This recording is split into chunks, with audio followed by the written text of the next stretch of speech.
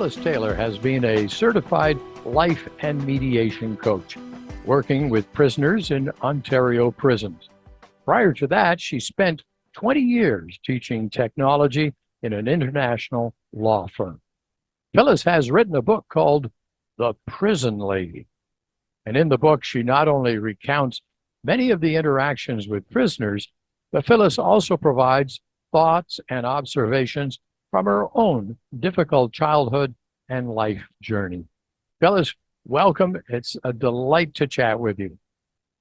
And likewise, I'm honored to be on Canoe Radio this morning. Thank you so much for the opportunity, Mike. It's good to have you with us. And let's start by talking about some of your experiences on the inside, if we can. Let's start by chatting about the institutions that you've worked with. You've dealt with a number of them across the province. 5 prisons. I had my very first opportunity at Metro East in Toronto, Metro East Detention Center, which is where people go when they've been convicted but not yet sentenced. So it's a little bit different than a prison. However, a lot of prisons do have detention centers within them. So I've worked at Metro East. That was my first one. Then I went on to Vanier Center, Correctional Center for Women, which was quite an experience. And Maplehurst, these are in Milton, and Maplehurst, which is also on the same complex. But if you drive to the left, you're in the women's prison. And if you drive to the right, you're in the men's. And I've worked at the Don Jail, and I've also worked, most of my work has been, and it was a permanent gig, at the Ontario Correctional Institute in Brampton, which actually no longer exists. It might be resurrected, but that's not confirmed. When COVID hit, that prison got a very high rate of infection, and they had to take all my guys out of the Ontario Correctional Institute and move them down to Metro South, which is a really hardcore prison, and it was heartbreaking. So how would you characterize these institutions in terms of prisoner care and personal development for them? You know what? The prison is a culture all of its own, but within that, each prison has its own culture. And while Metro East Detention Center has one culture and Maplehurst another, the Ontario Correctional Institute has very high care for prisoners, or doing the best they can with the budget they have. But I would say that most of the other prisons, the care for the prisoners is fairly low. And when I say low, I'm talking about rehabilitation opportunities. I'm talking about the quality of food. I'm talking about the medication they receive, which is rather brutal. And I'm talking about cases where inmates come in and they have mental illness and they're taken off their drugs. They're taken off all the drugs that they obtained, medical prescribed drugs, all of those, not to be confused with the street drugs. They're taken off those drugs and they're given whatever generic thing is available to them in the prison.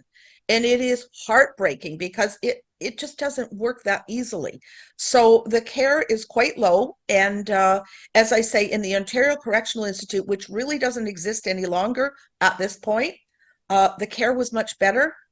So it's sad and for me, very heartbreaking. And how about the Vanier Institute? Vanier tried really hard to do some rehab for the women, and they did have some opportunities. They did bring in some speakers, but nevertheless, I believe with all my heart that all of them can do better. I mean, we can all do better and make our streets safer by providing more rehab, not just the odd volunteer who comes in, and whether they're good or not, it doesn't matter, but they're filling a space.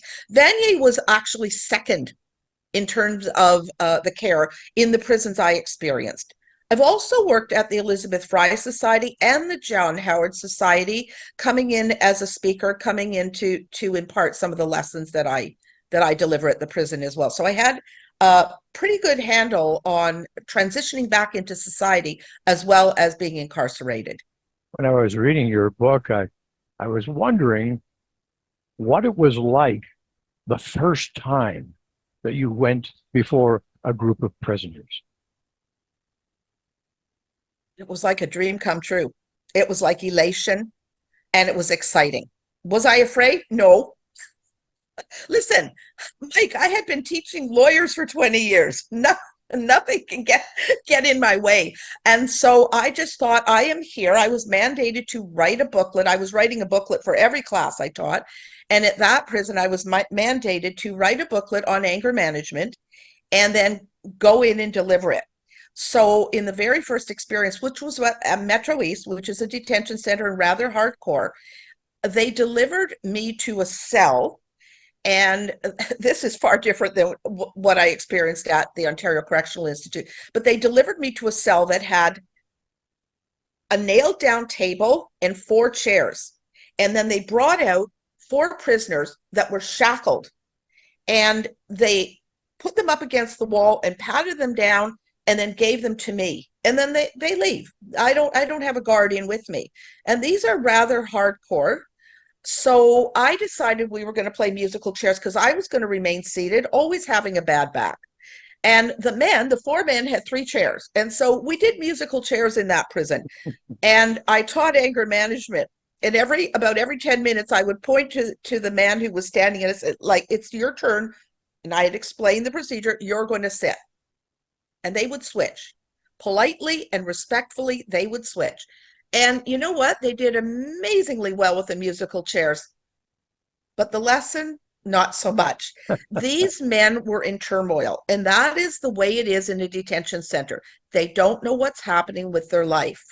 It's very different in a prison when they're sentenced to 2 years less a day or whatever their sentencing is, and they know what to expect and what is going to happen. I had a much better success in there. So, in addition to anger management, what other topics or themes do you impart to the prisoners? So I wrote a booklet for every lesson, and I would come into most prisons about once a week. So I would teach forgiveness, gratitude, anger management was a staple.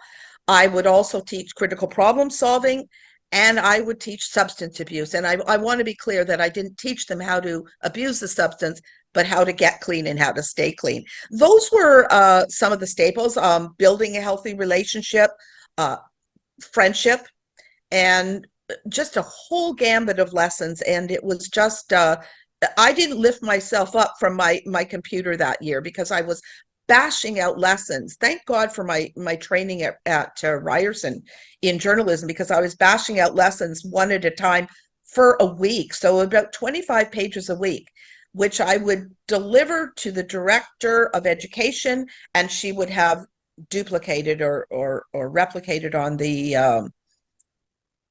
and we would hand them out. What's notable is that none of these handouts, although 25 pages long, could have staples, because a staple is a weapon. So I've probably taken your question in all different directions, but I just find this is still so fascinating to me. It is fascinating. And tell me, how do you know if you're having an impact with the people that you're talking to?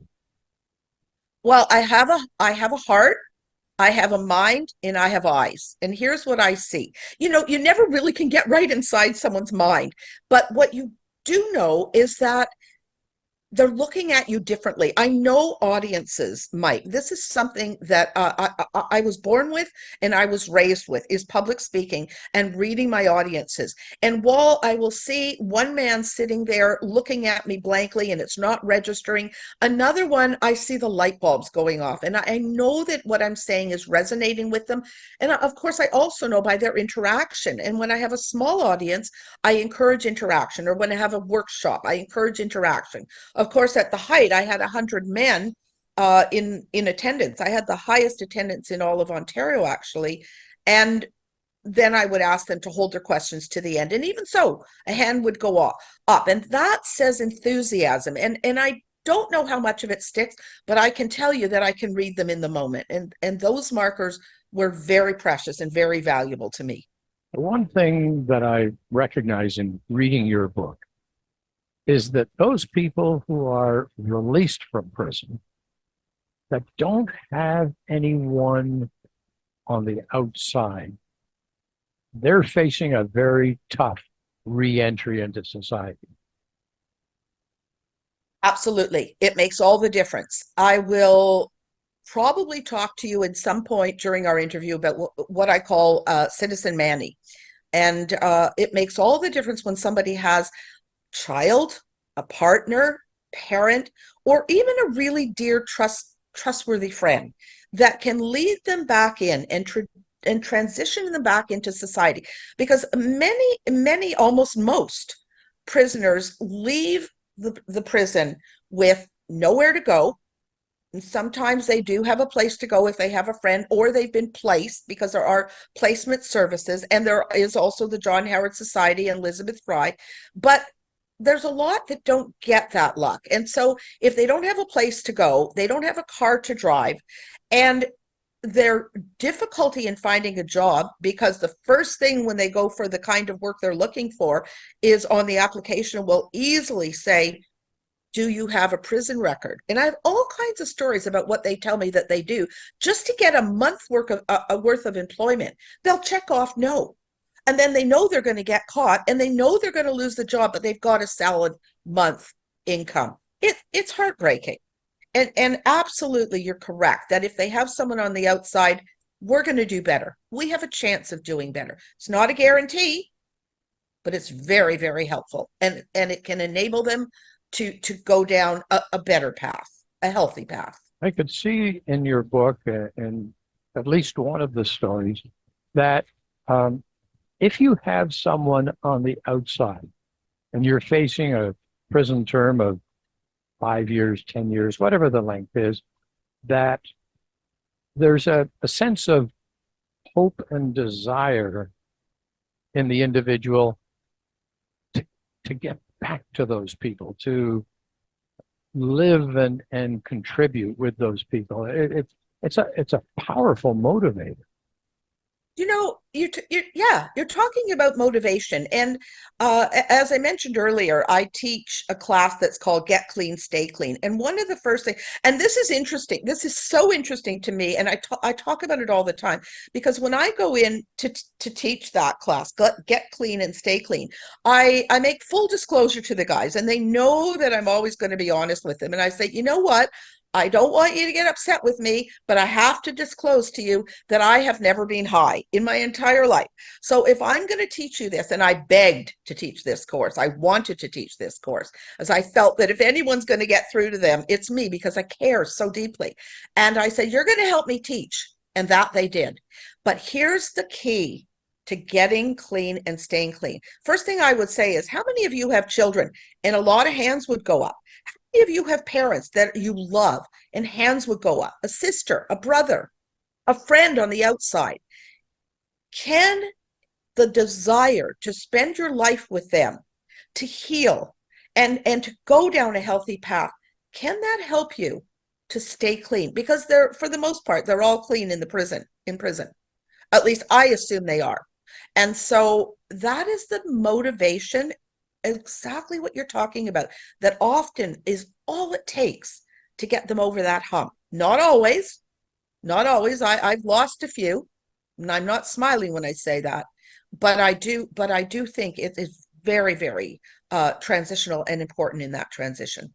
You tell a number of really wonderful stories of inmates that you've had contact with, and their backstories, which are so turbulent in most cases. Is there any one of those people that has had a real impact on you? One of those stories that just stays with you? Well, I have to start by saying that each and every one of the men and women I dealt with will never be forgotten. They are in my heart, and they will stay there, and their stories will stay there, and they will be remembered. But there is one man in particular, and I call him Citizen Manny. He spent 20 years in the Kingston Penitentiary, 10 years twice. And I was introduced to Manny when he was assigned to being my assistant. Every prison would put me on police checks, like I was going undercover for the FBI, and I would undergo training, and then they would give me an assistant. I needed all of that. And Manny, Citizen Manny, was assigned to me. And so that gentleman would escort me into the auditorium where I would speak. And this is where I had a large audience. He would help me set up the chairs and tables, help me set up my equipment. I would bring in my projection equipment for each lesson. Not all of them required projection, but I bring it in when required. And then he'd hand out the handouts and take attendance. But he also had decided that he was going to become my friend. And so after he set up the entire auditorium that day in readiness for my lesson, very first day at OCI, the Ontario Correctional Institute, he sat down front row center, and he was just going to observe me and then become my friend. And that he did. When the lesson ended and everyone filed out and the room was put back to its original state, Manny said to me, "So I understand you're a Toastmaster." I guess he learned somewhere that I was a competitive speaker and a Toastmaster. I said, "Yes, I am." I said, "Why do you ask?" And he said, "Because we have Toastmasters here, and I'm a Toastmaster too." And he could speak well. He could speak really well. But I'm going to tell you, a friendship ensued. And I don't want to give away the whole farm, because the ending of his chapter, he got out of prison. We spent 2 years together as friends, Mike, as friends. I would confide in him.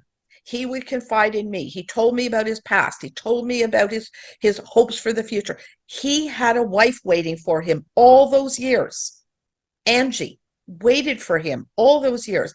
And when he got out of prison, I'll tell you this part, I continued to see him. So I'm a rule breaker and a risk taker, and I would see him every Monday on my way home from that prison, and he would insist on buying me coffee, and I would meet with him, and eventually with him and his wife. I had an agenda. I was trying to mold him and take him as far as I could. Sorry, Manny. It was all a setup. But I am so proud of Citizen Manny and what he's become. And that's in the book. And that's the part I won't give away yet. Now, it's obvious in the book that you didn't like everyone that you met. And how did you overcome that with the people you didn't like? I was just asked that question the other day. There was probably, I liked most of them. I loved most of them. And that's pretty automatic for me. You probably knew that in the first couple of minutes we've been speaking. But there was one man who pulled up a chair. He was quite arrogant, actually, and thought he was above the fray. Well, he wasn't above the fray. And in my heart and in my mind, he was below the fray. This man had he'd interfered with his granddaughter in a sexual way, and that's how I'll put it. And no, I didn't like him. I had a granddaughter exactly the same age as the one that he had violated, and I still knew that I had to work with him. It doesn't matter. I'm not there to judge them, but we're all thinking human beings. I mean, we judge one another. We form opinions and impressions. And so, but I focus on the job at hand. I focus on what I had to do.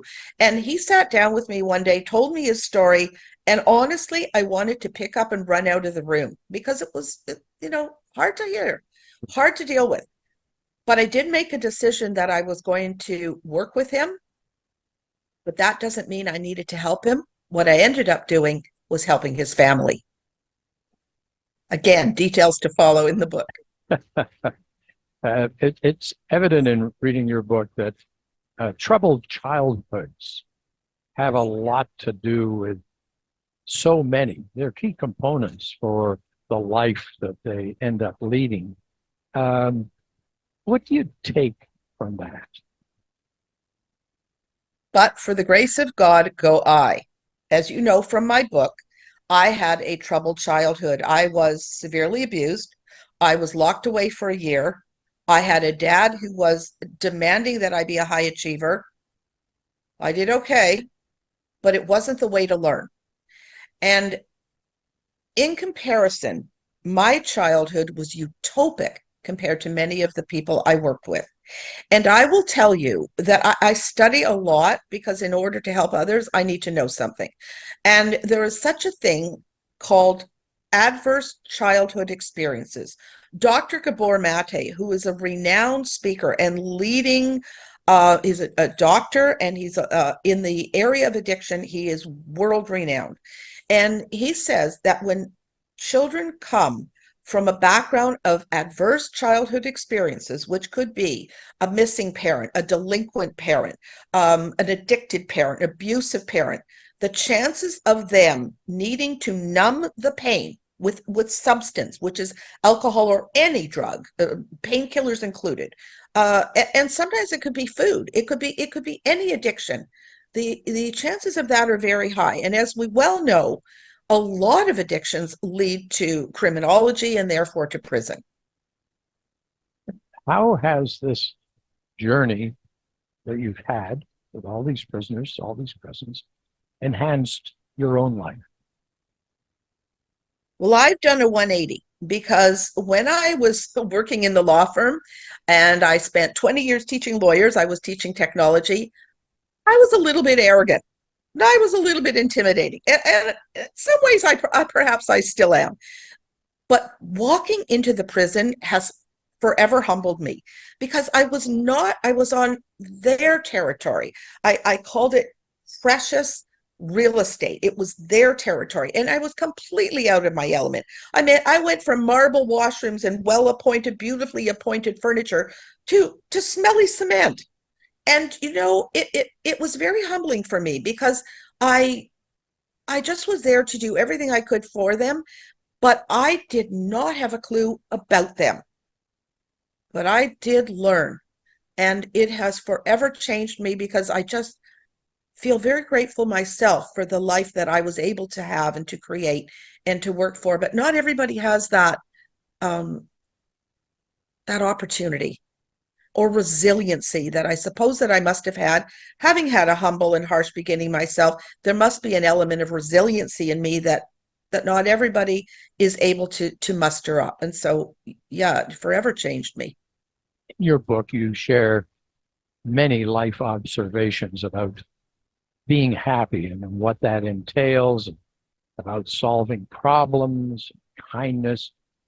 What do you think is most important for any of us to enjoy an inner happiness and particularly in these stressful times that we're all going through? Finding your passion. Do you know, I went through life, all of my life, looking for it.